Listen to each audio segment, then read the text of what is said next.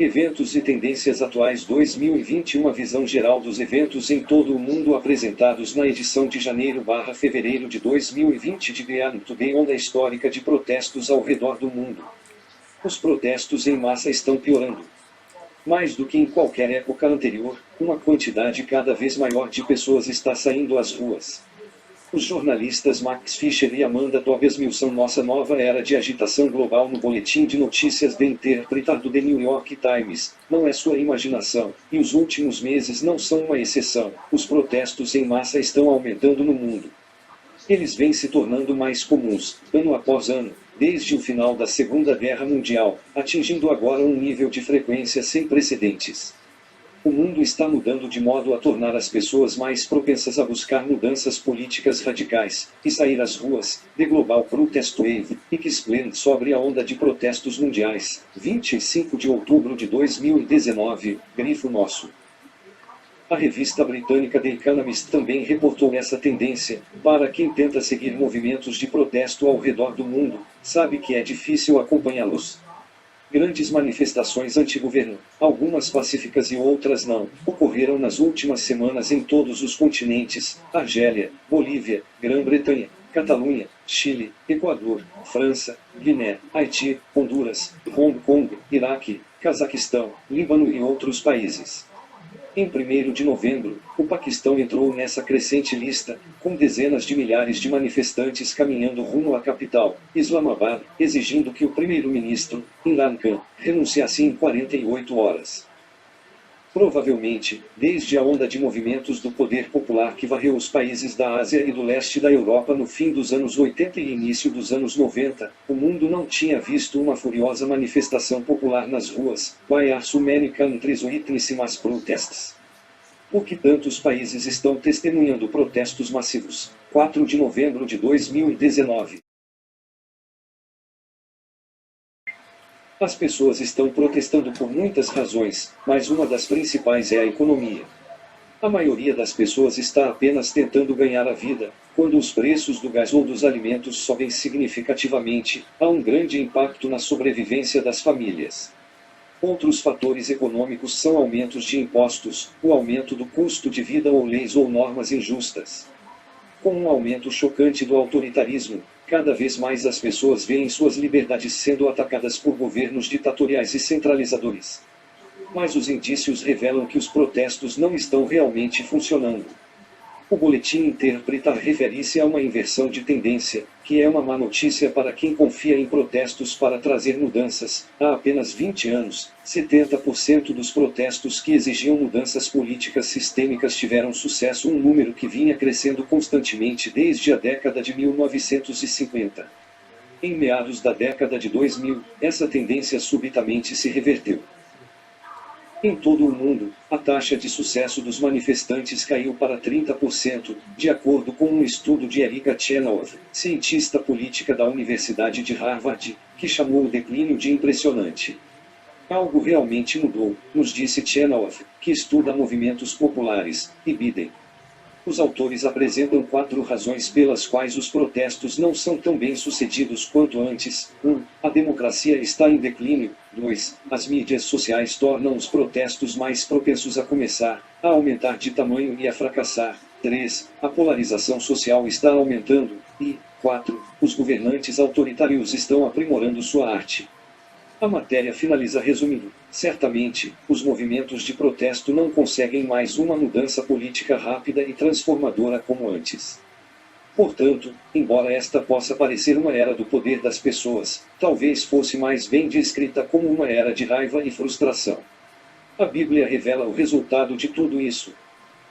As surpreendentes profecias dos livros de Daniel e Apocalipse e as profecias de Jesus Cristo no Monte das Oliveiras mostram que as tendências geopolíticas do fim dos tempos culminarão em grandes blocos de poder ditatoriais, formando-se em níveis nunca vistos para controlar as massas. Para saber mais, leia nosso guia de estudo bíblico gratuito.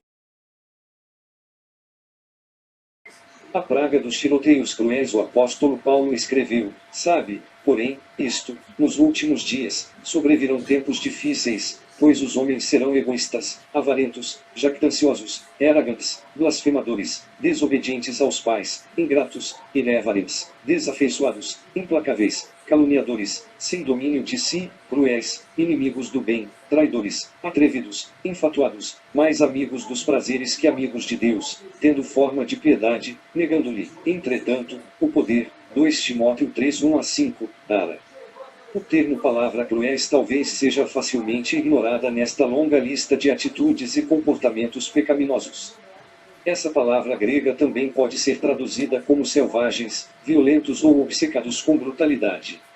O mundo em que vivemos está se tornando mais violento a cada dia. No mundo ocidental, as pessoas são obcecadas com brutalidade. Isso é o principal foco do entretenimento. Assistimos a filmes violentos, jogamos videogames que simulam guerras e depois sintonizamos no noticiário televisivo que mostra os tiroteios que ocorreram recentemente. As pessoas se tornam cada vez mais à vontade com a violência ao seu redor. Em 14 de novembro de 2019, houve outro tiroteio em escola, em Santa Clarita, Califórnia. O atirador matou 2 e feriu 3 antes de disparar a arma em si mesmo. Poucos dias depois, 4 pessoas morreram e 6 ficaram feridas no domingo 17 de novembro à noite quando uma pessoa armada invadiu uma residência na cidade de Fresno, Califórnia, onde um grupo, que incluía crianças, estava reunido para assistir uma partida de futebol americano. Tiroteio em casa da Califórnia deixa 4 mortos, The Wall Street Journal, 18 de novembro de 2019. Sabemos dessas coisas nas notícias e depois continuamos nosso dia, porque é assim que as coisas são agora. Devemos reconhecer que algo está muito errado com a nossa sociedade e que algo precisa mudar. Mas, em vez de ser abordado de forma sincera, esse tema tem sido politizado, e assim desviando-se do verdadeiro foco. O fato é que vivemos em um mundo violento. Esta é a questão. O endurecimento das leis de controle de armas, que muitos pedem, não resolverá esse problema. Cada vez mais pessoas vão morrer independentemente da regulamentação e controle das armas. O fato é que vivemos em uma era que está se tornando muito selvagem. E isso foi predito nas páginas de sua Bíblia. É assim que o mundo será até Jesus Cristo voltar para estabelecer um verdadeiro reino de paz. Oremos todos os dias para que esse reino venha logo. Fonte: The Wall Street Journal. Amizades, estudo descobre que qualidade é melhor do que quantidade.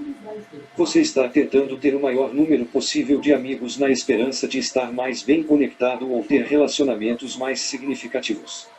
Ou está tentando fazer o maior número possível de amigos no Facebook. Um novo e fascinante estudo publicado na revista Psychology de Psicologia e Gerontologia mostra que, quando se trata de amizades para idosos, menos pode ser mais. A qualidade de suas conexões é mais importante do que a quantidade que você tem. Em outras palavras, 2 bons amigos são melhores do que 100 conhecidos. Um artigo sobre o estudo relata: pesquisadores da Universidade de Leeds concluem que o bem-estar está mais relacionado ao modo como as pessoas se sentem em relação aos amigos do que ao número total de amigos. O estudo procurou comparar as amizades e os círculos sociais de adultos jovens e idosos. Como os adultos mais jovens têm maior probabilidade de se conectar a amigos, familiares e conhecidos usando redes sociais online, eles tendem a ter contato com um círculo mais amplo de amigos, embora os adultos mais velhos, geralmente, tenham menos amigos, eles também tendem a estar mais próximos e a interagir com eles com mais frequência. Segundo os pesquisadores, quando se trata de sentimentos de bem-estar induzidos pela amizade, isso faz toda a diferença. Em muitas culturas, os estereótipos de envelhecimento tendem a retratar os idosos como tristes e solitários, diz o principal autor, Dr. Van de Bruyn, em um comunicado da Associação Americana de Psicologia. Mas a pesquisa mostra que as pequenas redes dos idosos não prejudicam a satisfação e o bem-estar social deles. Na verdade, os idosos tendem a relatar um mais alto nível de bem-estar do que os jovens. For older adults, it's the quality of friendships, not quantity, that improves well-being. Para os idosos, a qualidade das amizades e não a quantidade é que melhora o bem-estar. Ben Renner, studyfinds.org, 16 de novembro de 2019. O artigo conclui com mais motivos para se concentrar em se conectar mais profundamente com aqueles que você já conhece, em vez de tentar procurar novas amizades. Somente o número relatado de amizades íntimas foi significativamente associado à satisfação e ao bem-estar social. Essa associação positiva entre amigos íntimos e bem-estar não mudou em diferentes faixas etárias, sugerindo que amizades íntimas são importantes para o bem-estar geral e a satisfação social ao longo da vida. Fonte: studyfinds.org. Diretor do CDC acredita que chegamos à era pós-antibiótico. Em 13 de novembro de 2019, o Centro de Controle e Prevenção de Doenças, CDC, divulgou um novo e preocupante relatório sobre bactérias resistentes a antibióticos, intitulado Ameaças Resistentes a Antibióticos nos Estados Unidos. O prefácio, do diretor do CDC, Robert Redfield, é notadamente urgente não apenas sobre o perigo futuro de infecções resistentes a antibióticos, mas também sobre a atual realidade revelada pelo estudo. Pare de se referir a uma era pós-antibiótica, ela já está aqui, escreve Redfield. Ele ressalta que a resistência aos antibióticos foi encontrada em todos os estados dos Estados Unidos e em todos os países do mundo. Não há lugar seguro contra a resistência a antibióticos. A penicilina foi o primeiro antibiótico moderno, descoberto por Alexander Fleming em 1928. Ela foi posta em uso médico a partir de 1942. Sua eficácia contra infecções bacterianas foi um triunfo sem precedentes da ciência e até aclamado como um milagre moderno. Mas, como Redfield lamenta, eu e você estamos vivendo numa época em que algumas drogas milagrosas não realizam mais milagres e as famílias estão sendo destruídas por um inimigo microscópico. Atualmente, vários tipos de bactérias resistentes não são afetados nem pelos antibióticos mais avançados que a comunidade médica pode prescrever. O relatório estimou que mais de 2,8 milhões de infecções resistentes a antibióticos anualmente surgem nos Estados Unidos, matando mais de 35 mil pessoas. O relatório apresenta um plano para controles mais rigorosos do uso de antibióticos para enfrentar esse problema. Redfield declara: essas ações estão nos protegendo hoje e continuarão a proteger a nós, nossas famílias e nossa nação de uma ameaça que nunca vai deter-se. Grifo nosso. Há pouca esperança nessa visão do futuro. Na melhor das hipóteses, Redfield vê uma luta interminável pela sobrevivência contra inimigos devastadores, impiedosos e invisíveis. Felizmente, a Bíblia descreve um futuro em que nosso Deus Todo-Poderoso assumirá o controle e porá um fim ao sofrimento humano. Isso não significa simplesmente intervir para curar instantaneamente todas as doenças. Antes, ele começará estabelecendo um reino permanente, sob o qual a humanidade aprenderá a maneira correta de viver e de receber abundantes bênçãos. Quando a humanidade finalmente aprender a obedecer a seu Criador, Deus erradicará as doenças da terra, cumprindo cabalmente as palavras ditas à antiga Israel: se ouvires atento à voz do Senhor, teu Deus, e fazes o que é reto diante de seus olhos, nenhuma das enfermidades porei sobre ti, provações que Deus havia imposto aos outros povos, porque eu sou o Senhor, que te sara. Êxodo 15:26. Enfim, o plano de Deus consiste em transformar o mundo, todos os que obedecerem e se submeterem a ele, em uma nova criação, onde não haverá mais morte, nem pranto, nem clamor, nem dor. Apocalipse 21:4.